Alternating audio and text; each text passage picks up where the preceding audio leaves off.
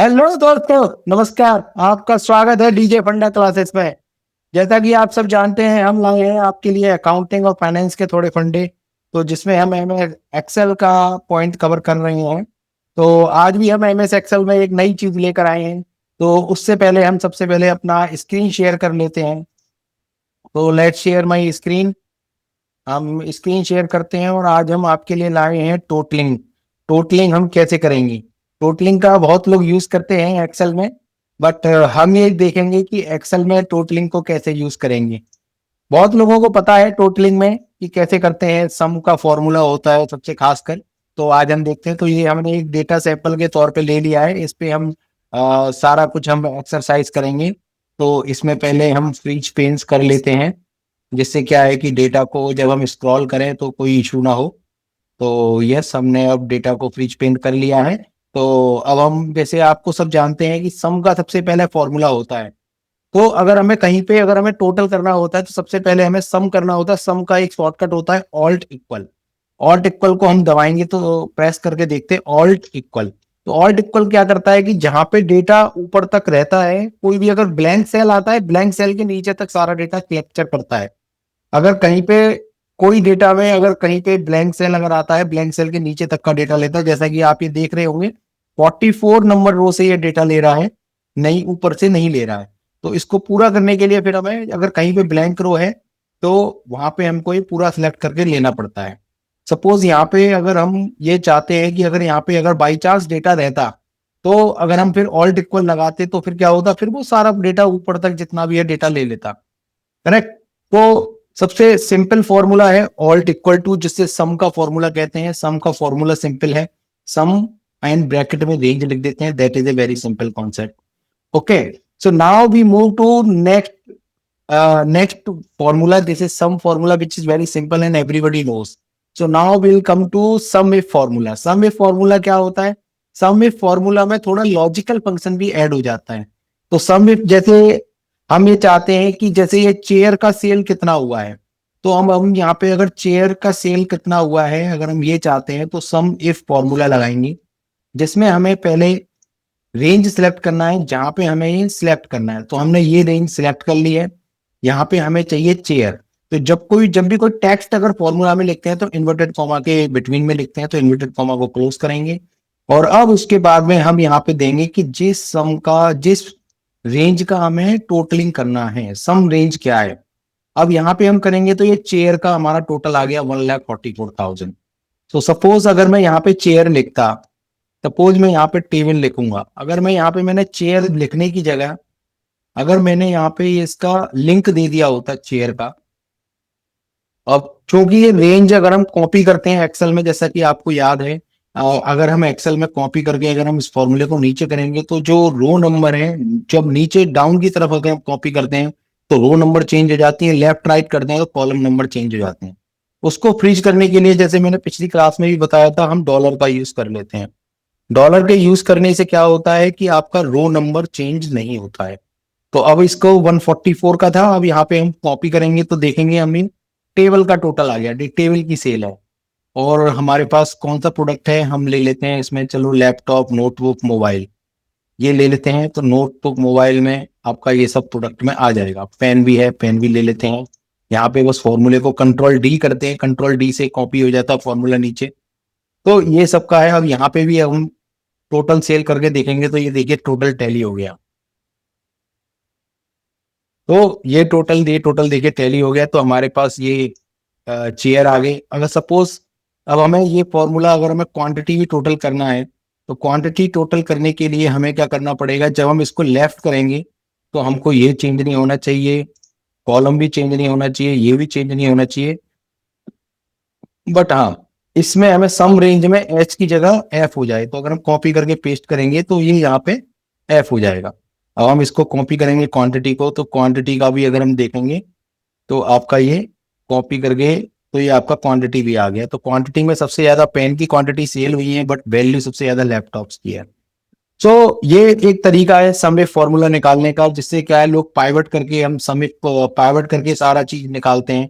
इसमें आपका टोटल मिला के आपका सम इफ फॉर्मूले से भी आधा बहुत काम हो जाते हैं। इसको हम कहीं पे भी ले सकते हैं। तो सम इफ फॉर्मूला हुआ, सम इफ फॉर्मूले के एक क्राइटेरिया लेके, सम इफ फॉर्मूले में एक प्रॉब्लम है, ये ओनली एक क्राइटेरिया को सॉल्व करता है। अगर बाई चांस हमको ये पता करना होता है कि नॉर्थ की टेबल कितनी सेल हुई है, नॉर्थ में टेबल कितनी सेल हुई है, या जैसे यहाँ पे ये रीजन वाइज अगर हमें कुछ चाहिए कि नॉर्थ की नोटबुक कितनी सेल हुई है या वेस्ट में चेयर कितनी सेल हुई है, तो ये सम इफ फॉर्मूला वहां पे यूज नहीं हो सकता। वहां पे यूज कौन सा फॉर्मूला होगा, वहां पे एक सम इफ एस फॉर्मूला आता है जिसमें एक से ज्यादा क्राइटेरिया लगा सकते हैं। तो ये अभी हमारा एक कॉन्सेप्ट हो चुका है, तो हम इसको डेटा को डिलीट कर देते हैं। अब हम यहाँ पे देखते हैं कि हमें दो क्राइटेरिया लगाने हैं। तो दो क्राइटेरिया लगाने के लिए हमने कौन सा बताया था, SUMIFS. SUMIFS में क्या होता है, पहले सबसे पहले डेटा रेंज, सम रेंज देना होता है। इसमें थोड़ा उल्टा चलता है। फिर उसके बाद में क्राइटेरिया वन, क्राइटेरिया क्राइटेरिया दीजिए, क्राइटेरिया रेंज टू, और क्राइटेरिया फिर उसका क्राइटेरिया दीजिए। तो हमारे लिए सम रेंज ये हो गया। अब क्राइटेरिया हमारे लिए क्या है, पहला पहला क्राइटेरिया रीजन में, सपोज हम नॉर्थ में हमें लैपटॉप की सेल देखनी है, तो नॉर्थ में हमने डेटा सिलेक्ट किया। अब दूसरी रेंज हमने प्रोडक्ट की ली, प्रोडक्ट में हमने डाला कि हमको क्या चाहिए, लैपटॉप। तो जब हमने लैपटॉप की सेल डाली, अब हम इसमें करेंगे तो यहाँ पर आपका ये फॉर्मूला आ जाएगा कि नॉर्थ में लैपटॉप 2,79,000 है। तो एक बार हम डेटा को फिल्टर करके भी हम देख लेते हैं जो हमारा डेटा सही है कि नहीं। नॉर्थ में अगर हम लैपटॉप देखें, तो नॉर्थ में लैपटॉप के 3 आ रहे हैं और तीनों का टोटल अगर हम देखेंगे 2,79,000 हो रहा है। 2,79,000। सो ये आपका एक फॉर्मूले से, सिंपल फॉर्मूले से आ गया। सो ये आपका फॉर्मूले से आपका आ गया, सम इफ एस फॉर्मूला हो जाता है। तो अब सम इफ फॉर्मूले के बाद में अब हम आते हैं सम प्रोडक्ट के फॉर्मूले पे।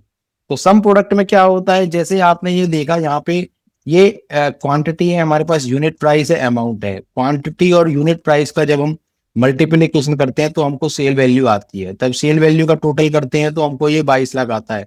अगर सपोज हम ये सारा एक साथ नहीं निकालें अमाउंट, हम सीधा सम प्रोडक्ट निकालें, सम प्रोडक्ट करके हम यहाँ पे क्वांटिटी को रेंज दे दें और यहाँ पे हम यूनिट प्राइस को रेंज दे दें, तो ये क्या करेगा फॉर्मूला, क्वांटिटी को यूनिट प्राइस से मल्टीप्लाई करके जो वैल्यू आएगी उनका सम करके निकाल के दे देगा, जो कि सेम होगा वैल्यू।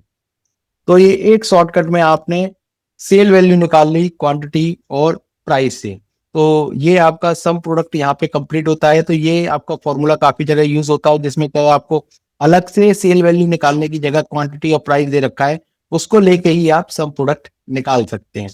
तो चलिए अब हम नेक्स्ट फॉर्मूले पे चलते हैं। टोटलिंग में जो नेक्स्ट फॉर्मूला आता है वो आता है सब टोटल। तो सब टोटल फॉर्मूला क्या करता है, जो मैं बताता हूं।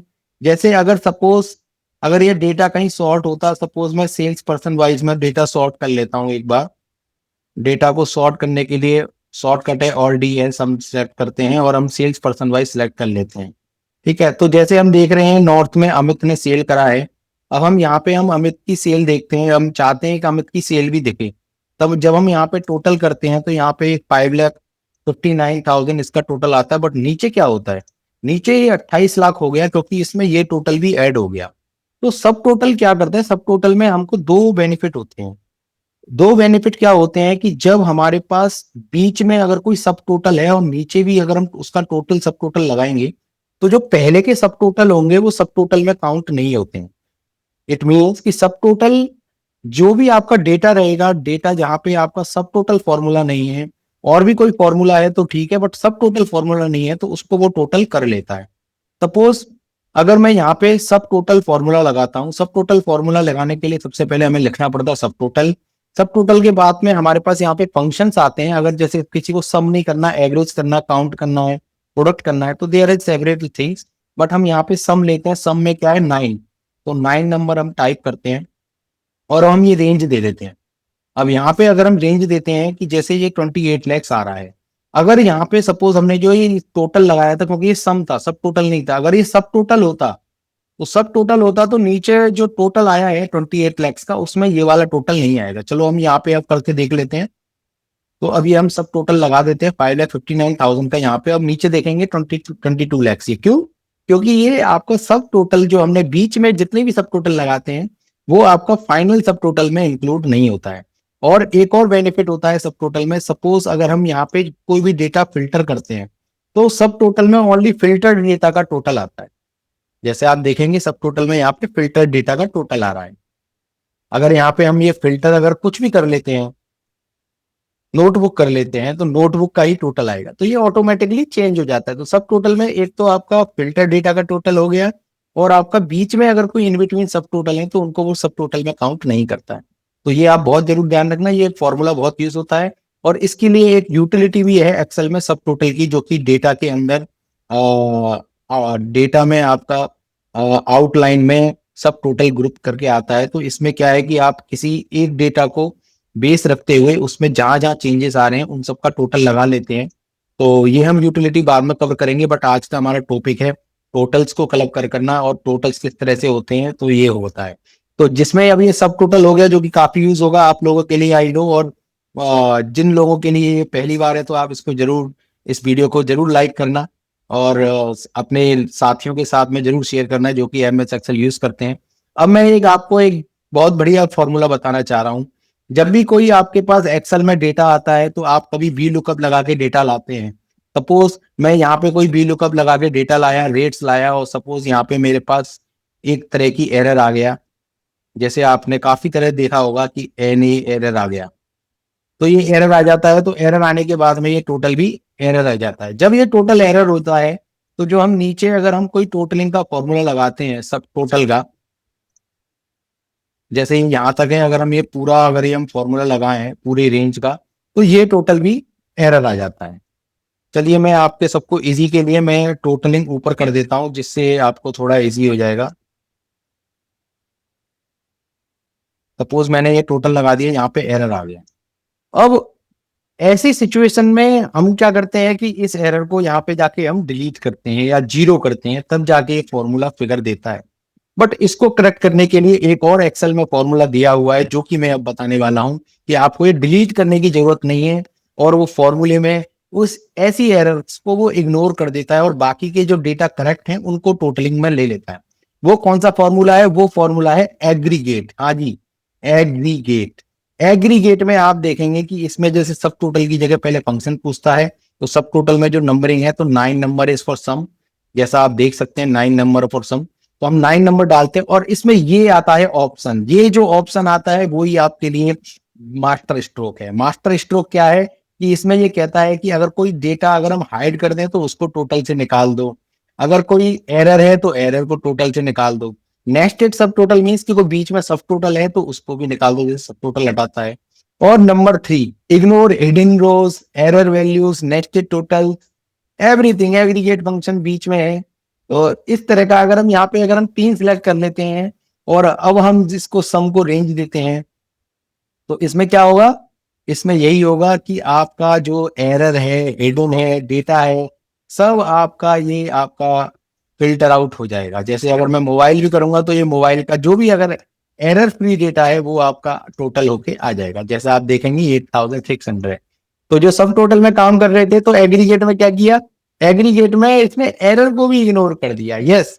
तो हमने कौन कौन से फॉर्मूले की, तो ये बहुत अच्छा फॉर्मूला है।